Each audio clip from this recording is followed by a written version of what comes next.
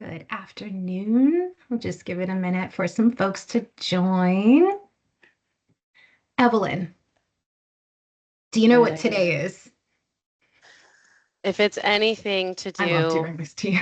with Taylor Swift, It's no, not. No, I do not. I promise it's not. Today is National Optimist Day. Who makes Oh, this that's stuff up? adorable. Isn't it cute? Would you consider yourself an optimist? I don't think so.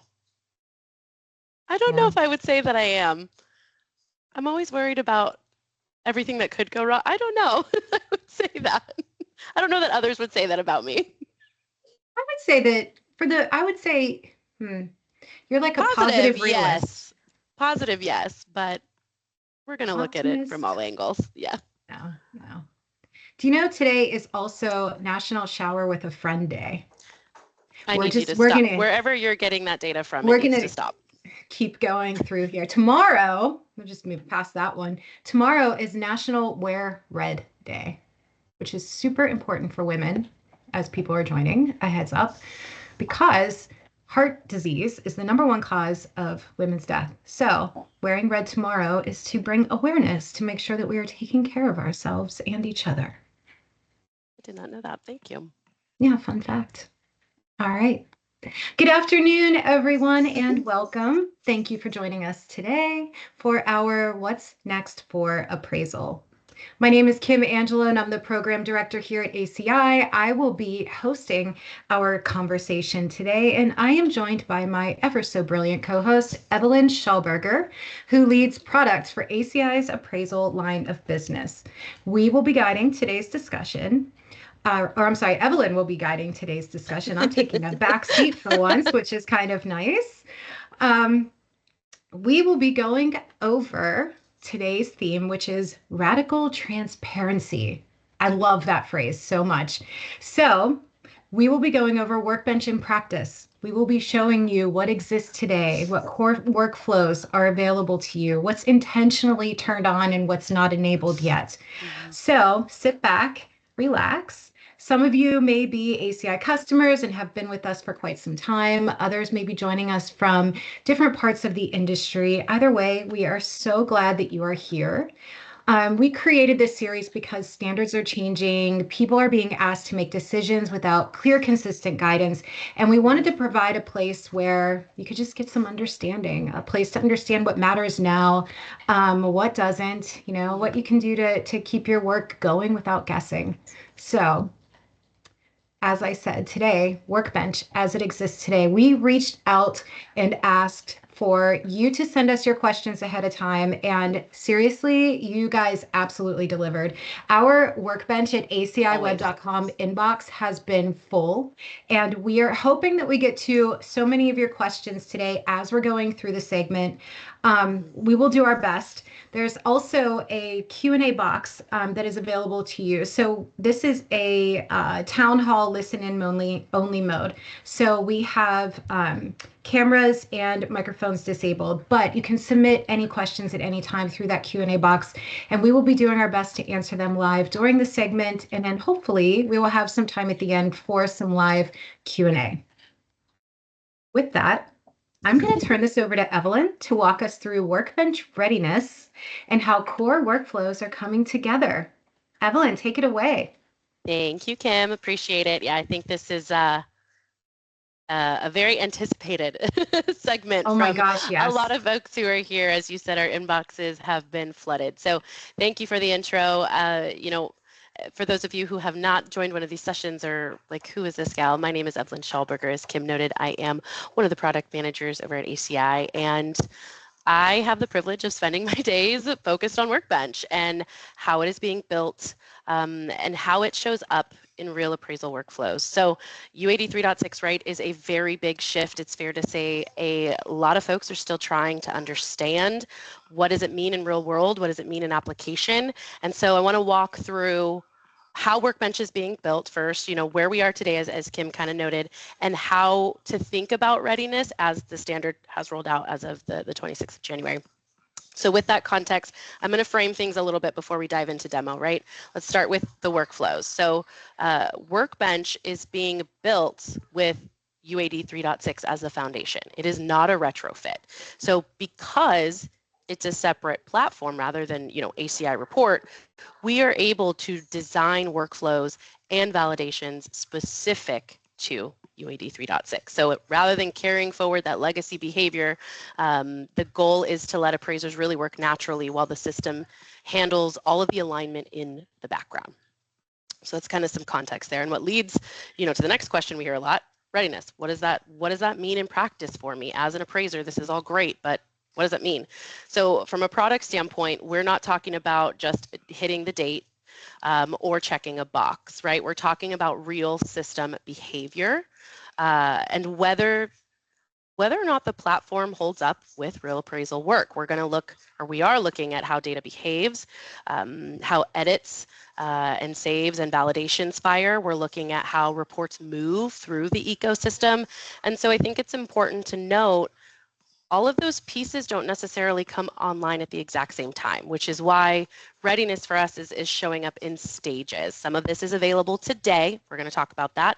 Some of it's still being finalized as things are validated and as our workflow matures with all of your guys' feedback. So for the sake of radical transparency, right, I want to be transparent about where things stand. We're still in the middle of verification. Actually, we had another test case pass this week, and so that's exciting. We are continuing to move forward on that path. But as of right now, you're unable to submit 3.6 reports with Workbench. However, let's go through what Workbench has today, what's ready to rely on, and how to think about what's still coming together. So let me go ahead and move some stuff around so you guys aren't staring at this camera, and open up Workbench for you and share my screen over on this side. Steal. We already have so many questions coming in, Evelyn. I'm sure. And ideally, hopefully, if I'm doing a decent job for y'all, hopefully we'll answer some of them through what we're going to show today, right? So I've got Workbench in. I'm literally just going to sign in, and we're going to go ahead and get started in here. If you have yet to set up your Eagle ID or your account or anything, there's actually a setup step that you can follow from ACI report. There's a Workbench icon that you can launch from in ACI report to start that process. Now, I'm going to walk through a completed order here so we can focus on what's functional today, how appraisers can engage with the platform without spending too much time on order setup. Now, we do have a create order guide, so we can shoot that out as well if you want some help or some assistance. Really just click the button and follow the steps here. But at the time of login, this is what you see today, what appraisers will see today, their order dashboard. This is right when you log in, all the active work that you've got. From here, you can open any order and jump straight into working. So I'm going to open an existing order, again, so we can focus on workflow behavior rather than data entry, but I will show you, we'll change some data in here so you can see how that behaves. So every time you open an order, we click that view order button, you're going to see the assignment information page. And this is where appraisers can orient themselves with the property and any inspection that we have. So I'm going to call out a couple things in here that are working now for you to view. Obviously, the street view images you can see on the page. The maps button in here takes you to kind of a location map so you can see where the subject is on the map if you want to adjust satellite view, if you wanted to expand that out and take a look, zoom in and see, oh, some people got some pools, some don't. If I want to go ahead and minimize that, again, we're orienting ourselves with the property with that pair, right? Then we've got some other buttons in here that allow you to actually upload photos from within this page so that you can reference them throughout, as you're working through the report. They stay visible in here throughout the order. For example, click through on this comp photos. Here is where earlier I added in some, and you can click the upload button and continue to add photos in here. If you wanted to do that, just go ahead and open this one. And these categories and labels will place them into these relevant sections in here in the assignment information section. So if I put it through, I know it's not a floor plan, but bear with me for the sake of demo, we'll go ahead and throw it in there, upload that so that when I click over into floor plan, I see a damaged flooring photo, which we know is not a floor plan. But these are some of the features on this page that are active today. Now, the other thing I do want to call out on here is that if you're planning to use Workbench for more than just report building, you can also track your inspections in here and schedule them from within this tool if you wanted to do that. Let's just do that. Oh, that note's not a real phone number. Look at that validation here. I'll do a fake one of those still this way. And then we'll do, all right, there we go. We can save that, and then I can adjust the calendar if I wanted to for when I plan on inspecting here. We'd schedule that, and it's going to save. What that's going to go ahead and do is update on your order dashboard for you to be able to sort based on inspection dates and what's coming through. So again, an additional feature there. When we start to keep going right through the flow here as we're working through an order, subject and market research is the next step. This is where appraisers can review available property data before completing a report. So that same street view image, that same map, we've got some data over here pulling in. Here we've got legal descriptions, the full and partial, some data for site utilities. We can continue to go down the page, tax history, sales history, all that kind of good stuff. So today, this data lives in here as reference material that appraisers can use while completing their report. Actually had several say they just take this legal description and copy and paste it in. Longer term, future state, this data will carry directly into the report so appraisers can decide what to keep without re-entering it. So naturally moving forward, we're going to go ahead into the comparables and the maps that are in here. So in here, we've got the subject property is listed, always going to be at the top for you, but we've also got some sales in here for you to review. So this is, again, to help refine your comp search using these tools. You can update them in real time. In fact, let me go ahead and draw a boundary. Now you can draw the oddest shape, whatever you'd like to in here, just so long as you close it and connect them together, then it's going to, as you see, shorten our list here. If I find I actually didn't like that and I want to move this over, didn't even include the subject, as I move it over, it's going to go ahead and pull in those comps or update real time as well. If I didn't mean to draw that shape at all, I can just clear that.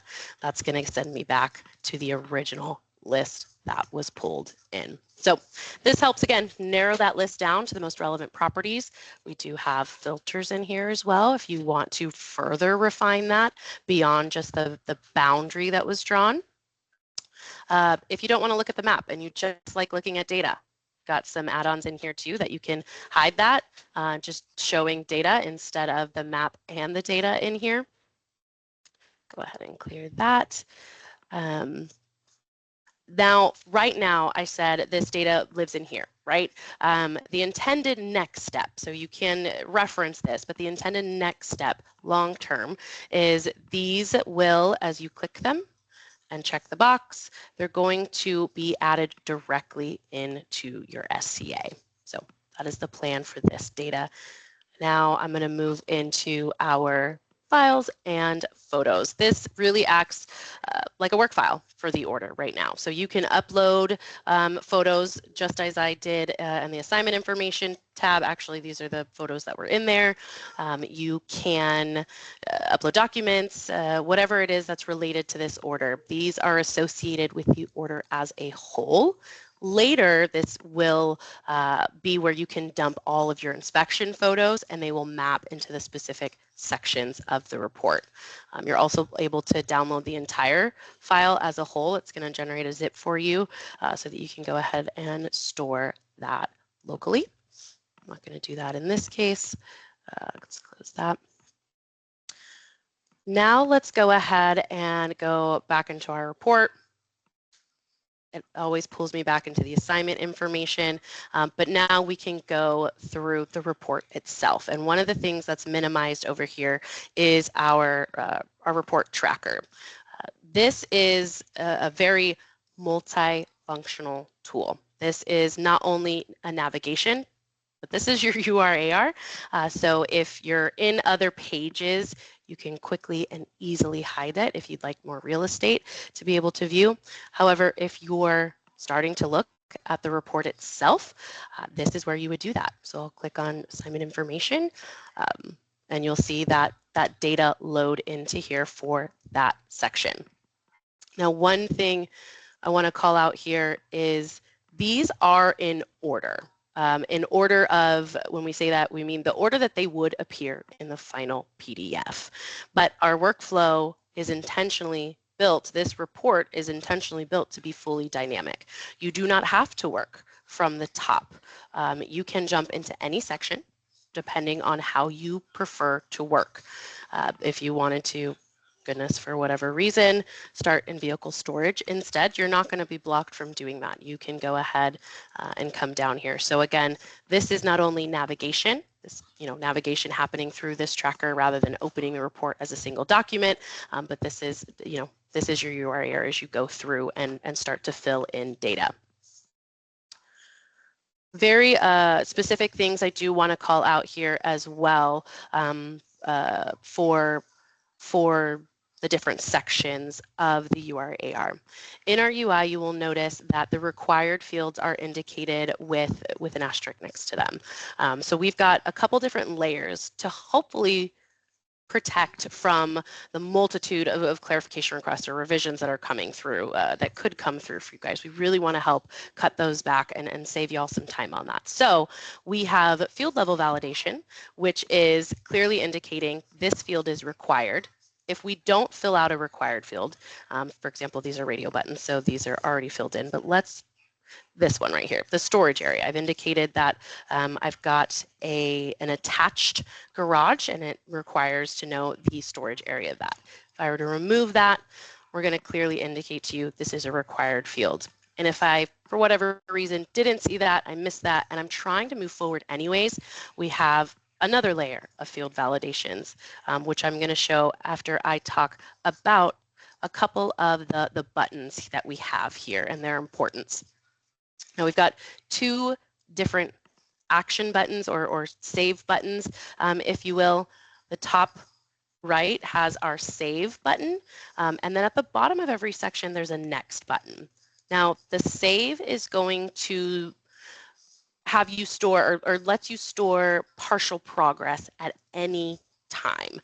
Next is really more available once all the required fields are complete and you're ready to move forward in the sequence that is built into the navigation. So if I were to hit next here, right, so we have this validation, it says required. If I hit next, it's not going to go anywhere, it's not going to move, it's not going to automatically push me into that section because I have a required field to fill in.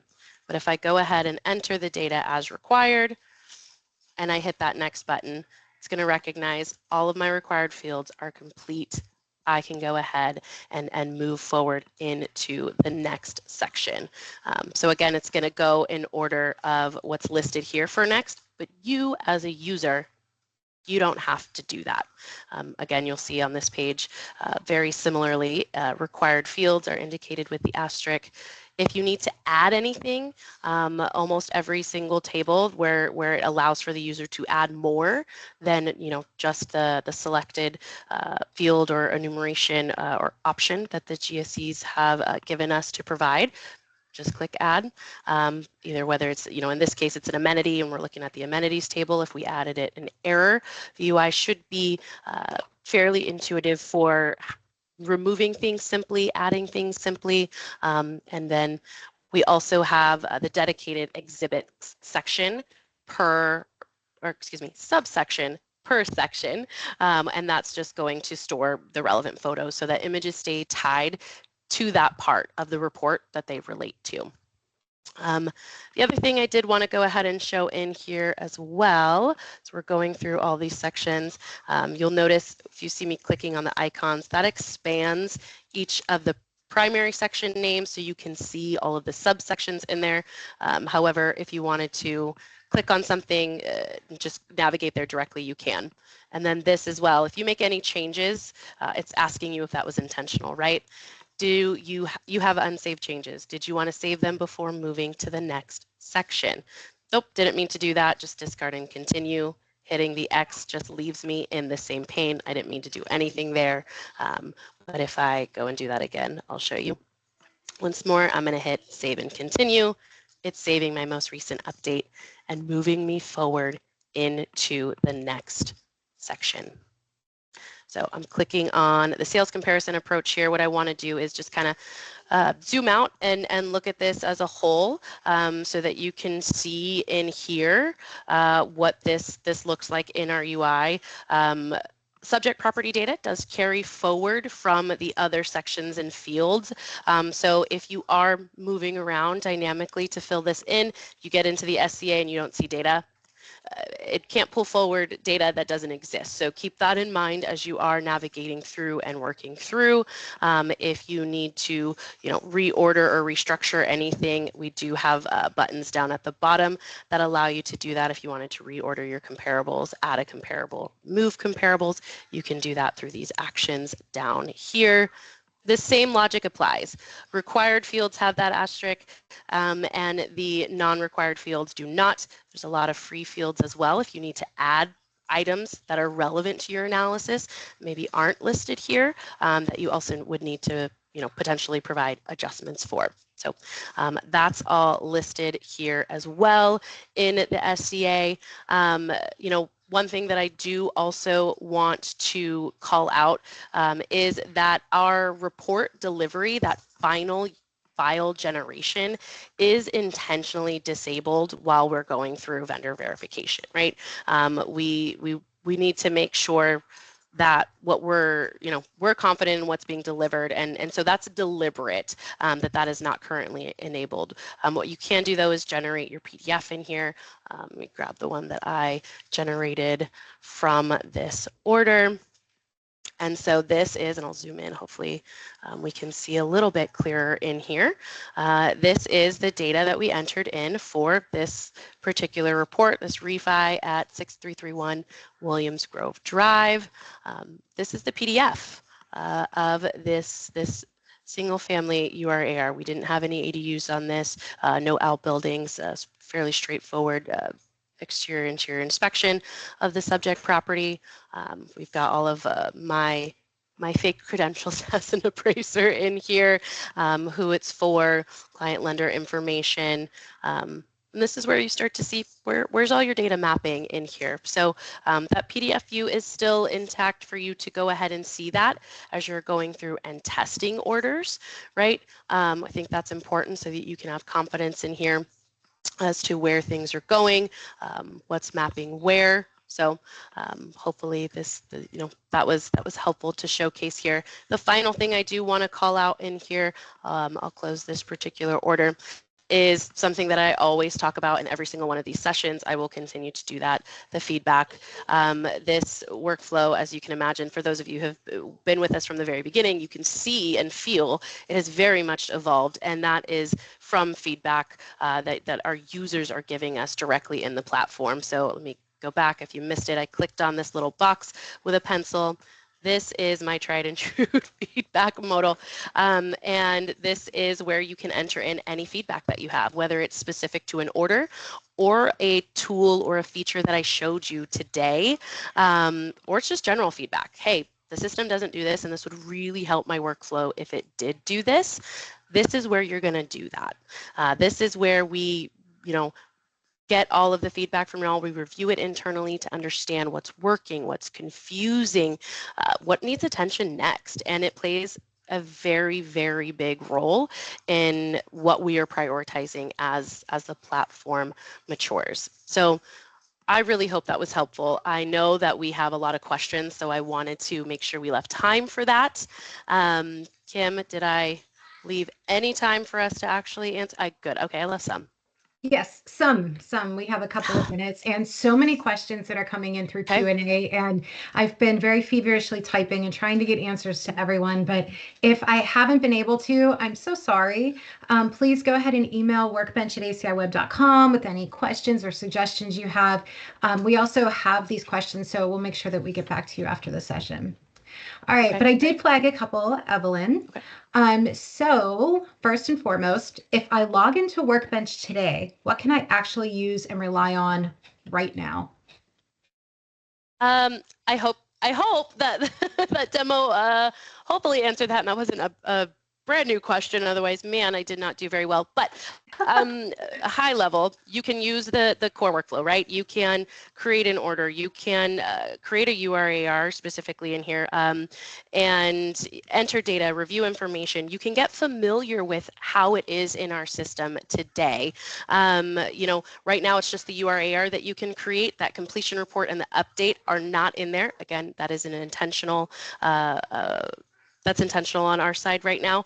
Final report creation, that is not something that you can rely on at the moment because you can't do that in our system until we finish our verification process. So you can get in there, you can follow the workflow or do your own, add in some data, hit that PDF view, see where things are going, and see how comfortable you feel in it.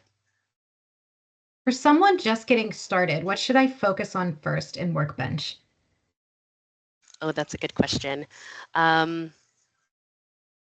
That's a really good question. I think my suggestion would be, because we are getting so much feedback about how we get a lot of questions about how quick you'll be able to go through this. And if I'm being honest, my suggestion would be to focus on understanding the workflow and not being really fast at it the first few times that you do it.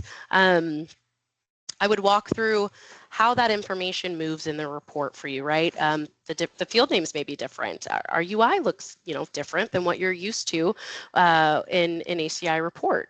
So I would really focus on understanding the workflow that's in there, move through a report, understand how the structure is going to support your analysis, and don't try to learn everything at once, right? Familiarity comes before efficiency. So take your time in there and do some test orders. That would be my suggestion.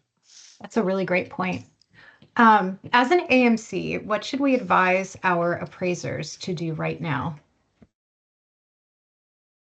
We have AMCs on the line today. That is awesome. As far as getting into the software, I mean, if you've got appraisers that are ACI users and customers, encourage them to get in there, right? Same thing that I just said. Start to understand that workflow. I think also making sure, as we're partnering together, right, as a software provider and AMC, want to make sure that you're also not trying to rebuild your entire process or assume everything needs change right now. Keep working through what you've got alongside with Workbench, right?